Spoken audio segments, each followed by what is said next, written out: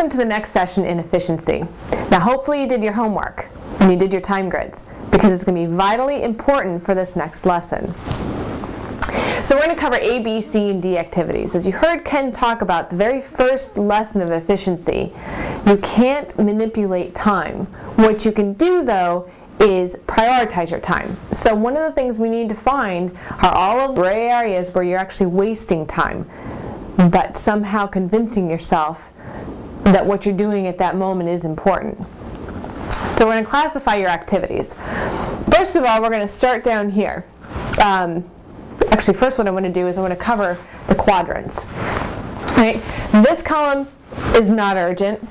This column of activities will be urgent. This row is going to be important, and this row is going to be not important. So starting down in this bottom right-hand quadrant are your D activities. And your D activities are all of those things you love to do, right? Like standing by the water cooler, complaining about your boss, your manager, sharing horror stories about clients, and maybe even sharing the score from the sports game last night. Those are all technically a waste of time, not very productive for what you need to get done. Another big one, surfing the net, that we're all guilty of. The next quadrant, what we call our C activities. And our C activities are those things that are both urgent and not important. These are those things that come blaring out at us, right? The telephone rings and you feel just drawn to answer it, right?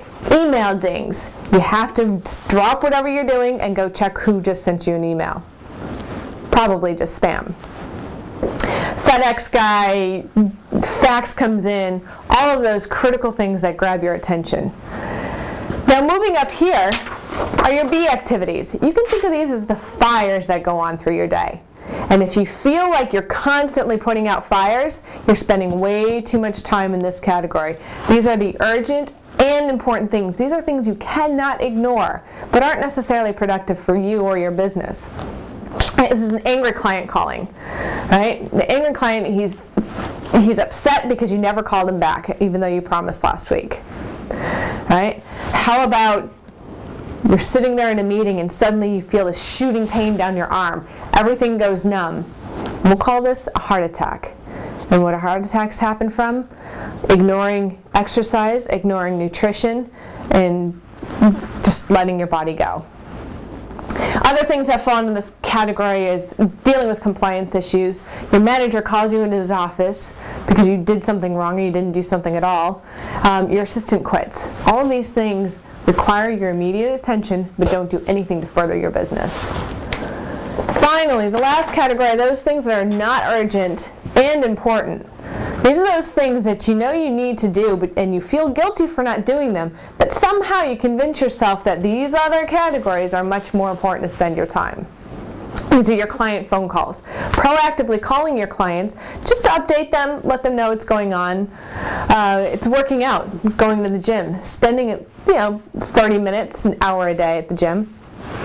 Planning. This is one we ignore the most.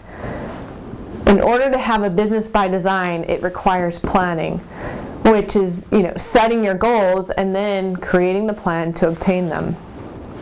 And time with your spouse would also be another critical A activity. So the more time we spend here in this quadrant, the less time we'll actually find ourselves here, right? And one of the immediate places you can find and pick up probably a good chunk of time is by eliminating these D activities altogether.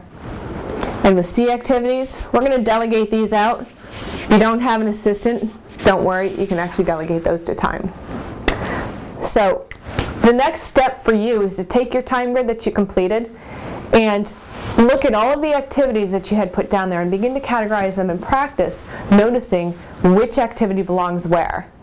And then see just how much time you're wasting and how much time you actually have to gain.